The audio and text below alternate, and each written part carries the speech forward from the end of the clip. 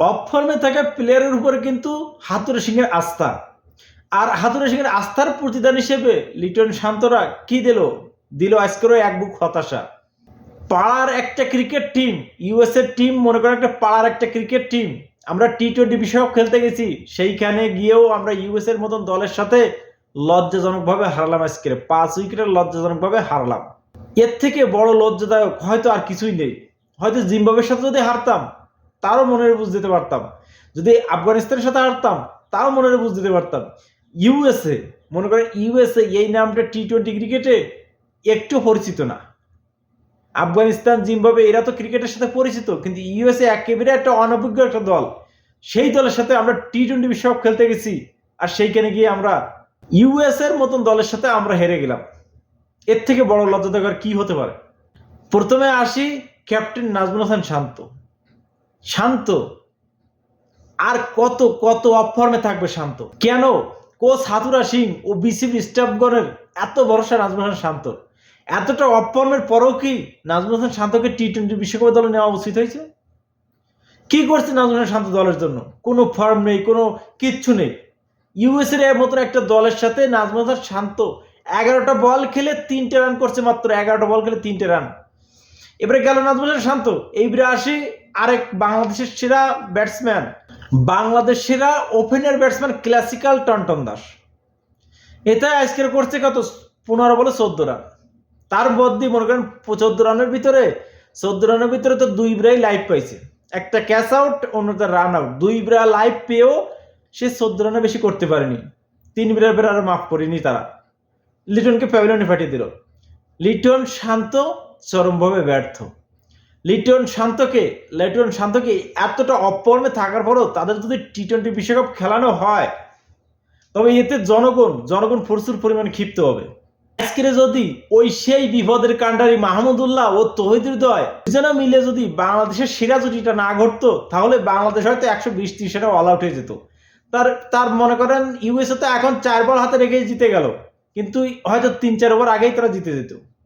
বাংলাদেশের bowling line up তারাও চরমভাবে ব্যর্থ। আজকের 153 রান, ইউএস এর মতো একটা অনভিজ্ঞ দল, তাদের বিরুদ্ধে হয়তো বাংলাদেশ জেতা উচিত ছিল। 153 রান কম না, যেহেতু ইউএসএ এর মতন একটা দলের সাথে। তা বাংলাদেশের বোলিং লাইনে চরমভাবে ব্যর্থ, উইকেট তোলাতে মনে করেন তারা চরমভাবে ব্যর্থ। মুস্তাফিজুর রহমান 4 ওভার 41 রানে 2 উইকেট নিয়েছে আজকের। বিশেষ করে আজকে বাংলাদেশের পক্ষে তৌহিদ হৃদয় আজকে 58 রান করছে, 47 বলে 58 রান করছে। যেহেতু ওই সময় তৌহিদ আর কিছুই করার ছিল না, কারণ মনে করেন যে উইকেট দড়াদড় করে পড়েই যাচ্ছে বাংলাদেশ। 53 রানে যখন 3 উইকেট ছিল না, তখন মনে করেন যে তৌহিদ মাহমুদুল্লাহ রিয়াদ দুইজনে কিন্তু ভালো একটা পার্টনারশিপ তৈরি করে।